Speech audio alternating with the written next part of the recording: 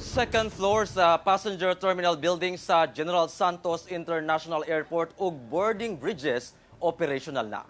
Samtang gikalipay sab sa mga pasahero ang kalambuan sa Jensan Airport. Ano yung report ni Abby Caballero? 2017 pa dihang ulahing nakasulod ang pasahero nga si Algeline Villaflor dinhi sa General Santos International Airport. Karong tuiga na matikdan matud niya ang kalambuan sa mga pasilidad. Gani niadtong Webes lang, operational na ang duha ka boarding bridges ug ang second floor sa passenger terminal building. Mas maganda na siya. As in, maliwanag na siya, then mga bago yung mga upuan.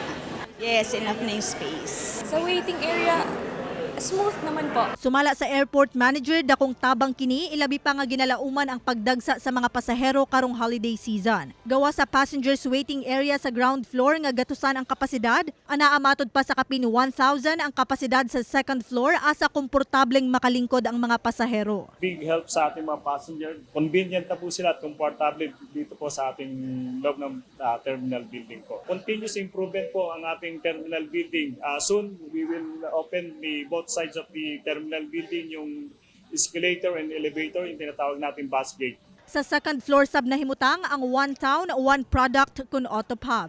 Mapalit dinhi ang managlahing produkto sa Region 12, partikular na ang tuna product sa Jensan. Duna pa sab managlahing food stalls nga pwede kapilian. Ang pag-abli sa Autopub, dakong tabang sab matud pa sa mga MSMEs. Kauban si Gary Balantay sa kamera. Ako si Abby Caballero para sa One Mindanao.